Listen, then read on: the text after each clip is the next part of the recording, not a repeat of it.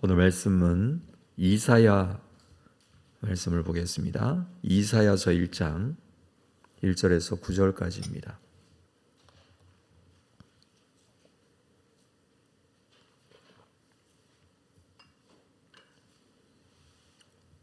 이사야 1장 1절에서 9절까지 말씀 한 절씩 교독하겠습니다.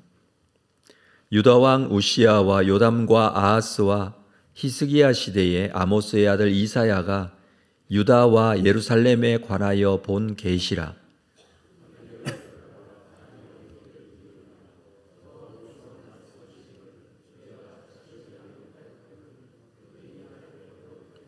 소는 그 임자를 알고 나귀는 그 주인의 구유를 알건만은 이스라엘은 알지 못하고 나의 백성은 깨닫지 못하는도다 하셨도다.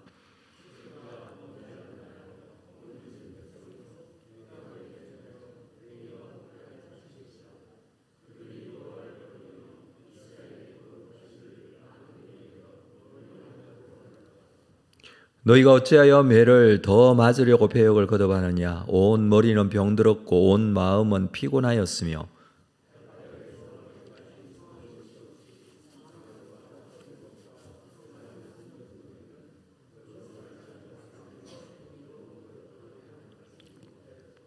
너희의 땅은 황폐하였고 너희의 성읍들은 불에 탔고 너희의 토지는 너희 목전에서 이방인에게 삼켜졌으며 이방인에게 파괴됨 같이 황폐하였고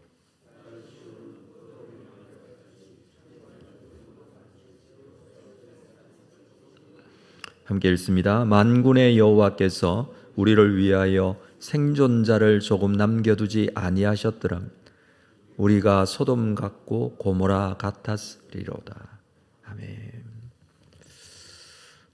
8월 달부터 이사야 말씀 함께 묵상하도록 하겠습니다. 이사야서는 이사야가 하나님의 말씀을 받아 선포한 말씀입니다. 이사야서는 66장까지 기록이 되어져 있습니다. 성경이 66권이기에 기억하기가 좋을 것 같습니다. 특별히 이사야서를 두 부분으로 나눌 수가 있는데 1장에서 39장까지 전반부와 40장부터 66장까지 후반부로 나눕니다. 이 전반부 1장부터 39장까지는 유다의 죄를 책망하고 다가오는 심판을 경고하고 있습니다. 그리고 뒷부분 후반부에는 유다가 바벨론 포로에서 해방될 것에 대한 말씀을 예언합니다. 그래서 이 전반부는 성경 전체로 본다면 구약 성경에 해당이 되는 내용이라고 할 수가 있고 후반부는 신약 성경에 해당되는 부분이라 할 수 있습니다. 장수도 그렇습니다. 39장까지 구약 성경이 39권이니 39장까지의 내용이 유다의 죄에 대한 심판, 이 구약의 내용이죠. 그리고 40장부터 66장까지 27장 이 내용은 포로에서 해방되어 돌아올 것에 대한 회복에 대한 내용을 말씀해 주고 있습니다. 그래서 많은 사람들이 이사야서를 성경의 축소판이다 이렇게 말들을 합니다. 주로 앞부분에서는 율법과 죄의 선고를 강조하고 있고 뒷부분에서는 은혜와 영광스러운 구원을 강조하고 있습니다. 이사야라는 이름 자체가 여호와의 구원이라는 뜻을 가지고 있습니다. 그래서 이사야는 하나님의 구원에 대한 이야기라고 할 수가 있겠습니다. 네 가지 구원을 이사야 전체에서 다루고 있는데 유다가 다른 나라들의 공격으로부터 구원받는 이 국가적 차원에서의 구원이고요. 두 번째는 바벨론 포로에서 귀환하는 유다의 구원을, 그리고 세 번째는 유대인의 나라가 수립될 것에 대한 미래의 구원을, 그리고 이 모든 것들을 합친 구세주를 믿는 죄인들의 개인적 구원을 다루는 내용. 그래서 하나님께서 우리를 구원하신다라는 내용을 이사야서에서는 보게 될 것입니다. 기원전 740년경부터 이사야서의 예언이 시작이 됩니다. 이때 당시에 국제 정세가 상당히 혼란스러운 때였죠. 애굽도 수리아도 그리고 이스라엘, 바벨론, 아수르 주변국 모두는 이 남유다를 주목하고 있었습니다. 국제 정세는 굉장한 긴장 상태에 있었던 열강들이 본인들의 이익과 그리고 나라의 확장을 위해서 굉장히 예민하게 활동하던 그런 시대였습니다. 이런 상황에서 이사야는 끝까지 하나님을 의지하고 하나님의 말씀에 순종할 것에 대해서 촉구하고 또 당부하고 백성들에게 말씀을 전했습니다. 그렇지만 이스라엘은 이 이사야의 말을 외면하고 결국에는 이사야 이후에 바벨론 포로가 되는 내용이 성경에서 우리가 볼 수 있는 내용이죠. 그 이후에 이사야서는 바벨론 포로에서 이스라엘 백성들이 그 포로 기간 동안의 위로를 받고 읽었던 책이 이사야서입니다. 이사야서는 포로 생활을 하기 전에, 그러니까 유다가 멸망하기 훨씬 전에 기록되고 예언되었던 내용이지만 이미 하나님께서는 이사야를 통하여 너희가 이렇게 바벨론에 의해서 멸망당할 것이지만 이후에 회복되고 돌아올 것이다 라는 말씀까지 선포하게 하셨습니다. 그러니까 멸망하기도 전에 돌아올 것에 대해서까지도 말씀을 하고 있는 것이죠. 그래서 실제적으로 멸망당한 이스라엘 백성들이 포로 생활 기간 동안에 이사야서를 읽으면서 회복에 대한 소망을 가지게 됩니다. 이사야 선지자는 4명의 왕을 섬겼습니다. 당시의 유다는 외적으로는 상당히 번창하고 신앙적으로 볼 때는 경건한 듯 보이기도 했습니다. 그러나 전혀 그렇지 못했다라는 것을 오늘 본문에서 우리가 읽을 수 있습니다. 자, 1절 말씀을 보면 유다 왕 우시야와 요담과 아하스와 히스기야 시대에 여기 유다 왕 4명이 나오죠. 이사야 선지자가 활동했던 시기는 4명의 유다 왕이 다스렸던 시기입니다. 자, 이때에 아모스의 아들 이사야가 유다와 예루살렘에 관하여 본 계시라. 표제어라 할 수 있는 이 1절은 이사야서를 다 기록하고 마지막에 붙여 넣었던 것으로 보여집니다. 아모스의 아들이라고 하는데 우리가 알고 있는 아모스 선지자가 있죠. 아모스 선지자의 이름과는 이 철자가 다릅니다. 그래서 다른 사람이고요. 아모스라고만 해도 사람들이 잘 알 수 있는 당대 유명한 사람이었을 것이다 라고 생각이 되어집니다. 전성에 의하면 이사야의 아버지 아모스는 아마샤 왕의 조카였다. 다시 말해서 왕족이었다 라고 합니다. 그래서 이사야는 다른 선지자와 다르게 왕궁을 굉장히 자유롭게 드나듭니다. 그리고 이 왕궁에서 활동했던 몇 안 되는 궁중 선지자였습니다. 그 이유가 바로 그가 왕족이었기 때문에 그랬을 것이다 라고 추측을 합니다. 이사야서는 짧은 시간에 선포된 메시지를 정리해 놓은 것이 아닙니다. 상당히 긴 기간 동안에 최소한 40년에서 50년까지도 진행된 사역을 통해서 선포된 메시지들을 정리하여서 편집해 모아놓은 성경으로 그렇게 우리가 보아야 할 것입니다. 가장 먼저 등장하는 내용이 이스라엘이 하나님을 거역했다라는 내용입니다. 2절을 볼까요? 하늘이여 들으라, 땅이여 귀를 기울이라. 여호와께서 말씀하시기를 내가 자식을 양육하였거늘 그들이 나를 거역하였다. 하나님께서는 이스라엘을 이 자녀라고 그렇게 표현을 합니다. 그리고 그 자식을 양육하였지만 그들이 나를 거역하였다. 지금 형식은 하나님이 피고인석에 앉아있는 유다를 상대로 소송을 시작하기 위해 증인들을 세우는 그런 모양을 가지고 있습니다. 증인을 세우는데 그 증인이 바로 하늘과 땅입니다. 하늘과 땅은 이스라엘의 하나님에 대한 반역을 처음부터 지켜본 증인들이기 때문에 그렇습니다. 신명기 31장 28절 이후에 보면 이 하늘과 땅, 이것은 이스라엘과 언약을 세우고 축복과 저주를 선언할 때의 증인으로 세웠던 증인들입니다. 우리는 하나님이 증인으로 세우신 하늘과 땅에 부끄럽지 않은지 돌아보아야 되겠죠.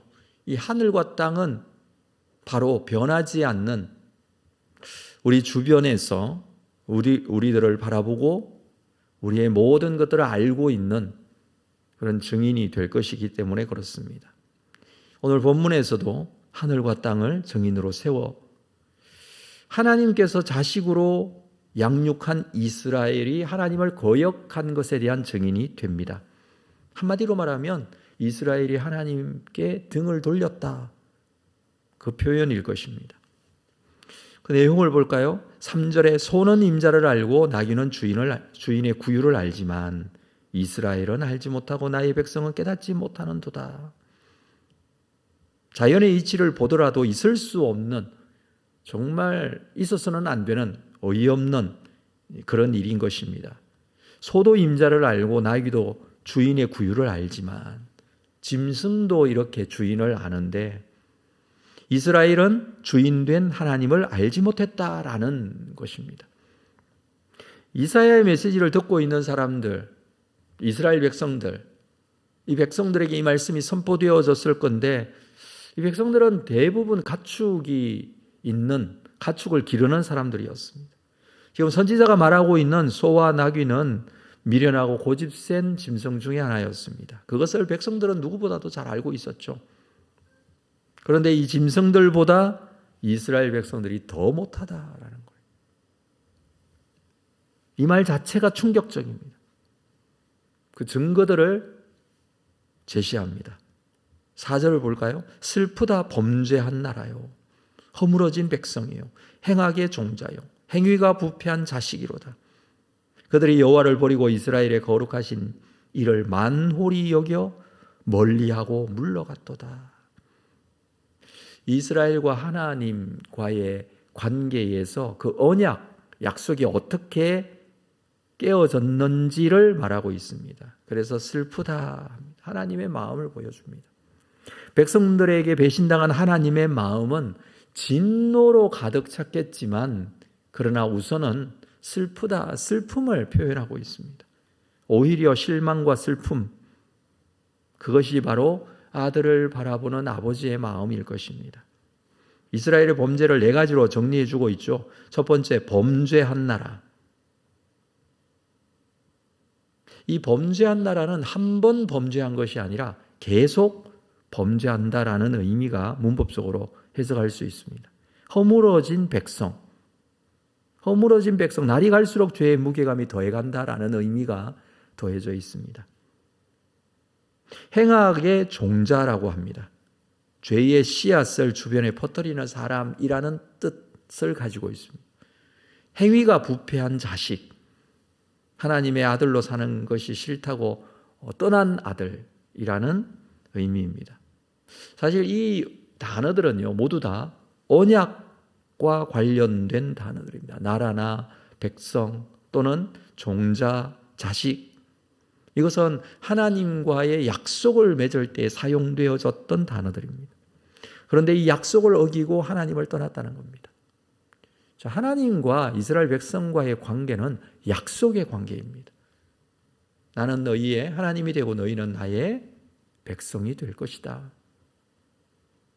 너희가 내 나라가 될 것이다. 이게 하나님과의 약속이었습니다. 그런데 이 약속을 이스라엘 백성들이 어기고 하나님을 떠난 것이죠. 자, 5절에 볼까요? 너희가 어찌하여 매를 더 맞으려고 패역을 거듭하느냐. 더 맞으려고. 이미 이스라엘은 온 머리는 병들었고 온 마음은 피곤하였다라고 합니다.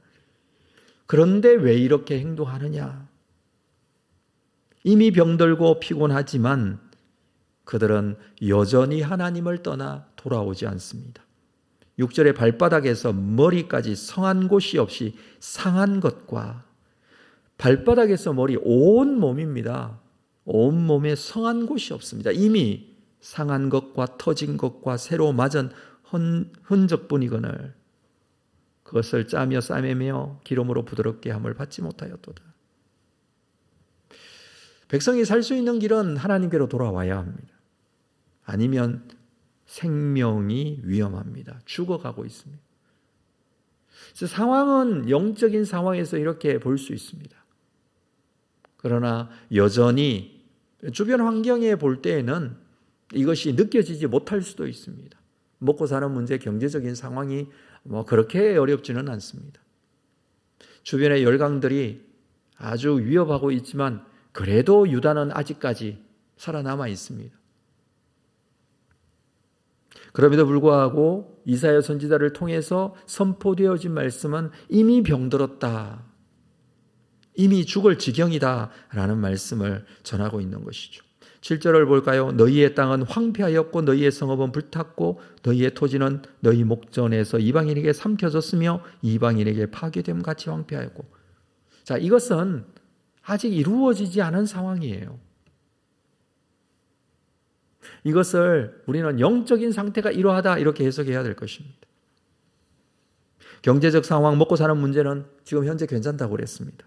그러나 영적인 상태가 이렇게 황폐하여졌습니다. 그리고 앞으로 이 상황은 그대로 현실적으로 이루어지게 될 것입니다.